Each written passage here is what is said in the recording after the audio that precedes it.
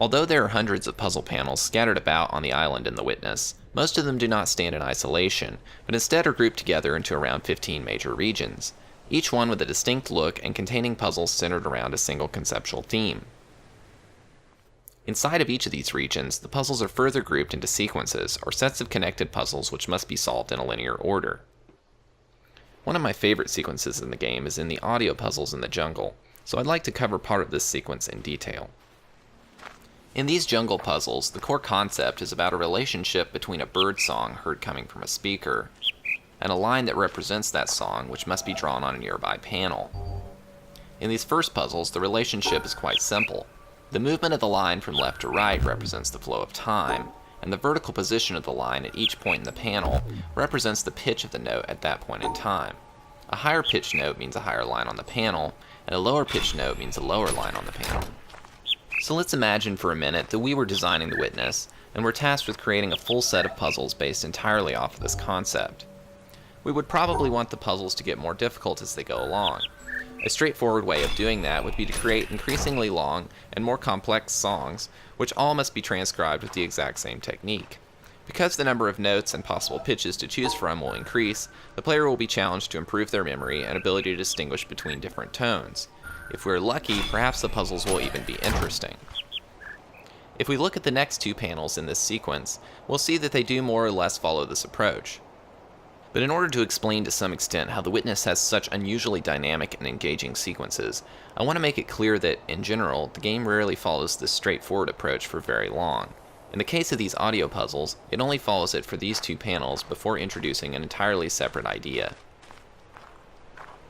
In this panel, a loud and distracting telephone sound plays. Now there are two sounds to pick between, and the player must decide which sound is the right sound. It may take a moment, but it is eventually apparent that the telephone sound is not useful for solving the panel. Therefore, the challenge is now trying to pick out the notes of the bird song while this obnoxious noise is playing. This design twist is interesting for being humor at the expense of the player. It also reminds me a bit of Space Giraffe, in the way that it keeps the core challenge quite straightforward, while layering on distractions in order to add difficulty. The next panel is similar, but it adds even more distracting noises. Something that might go by unnoticed, though, is that this panel is the first in the sequence to have sections of uneven width. The first section is twice as wide as the following three sections. If we understand the relationship between horizontal space on the panel and time, it should be easy enough to figure out what this means. The bird song should consist of one long note and then three short ones.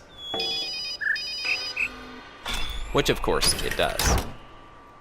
Overall, the progression of puzzle solving in this sequence is quite straightforward, despite the layering on of distractions.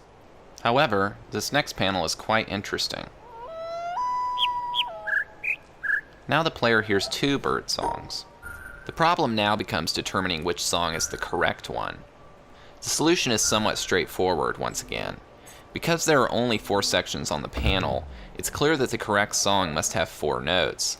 But because the player has spent the previous few panels filtering out background noises, it's very likely that they will ignore the correct bird song and instead focus on the more familiar but incorrect one. So although this puzzle is not exactly hard, it is made more difficult because it takes advantage of the context. Perhaps the player does not expect such tomfoolery. In fact, I've heard a few complaints that this type of puzzle in the Witness is not fair. This is perhaps a matter of opinion and up for debate, but I don't really wish to argue that point here.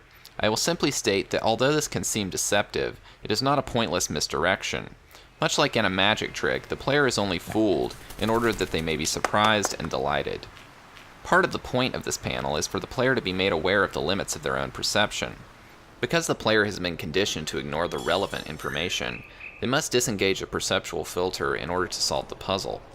This aspect of suddenly becoming aware of something which was always present but went by unnoticed or ignored is a core theme that persists throughout the Witness.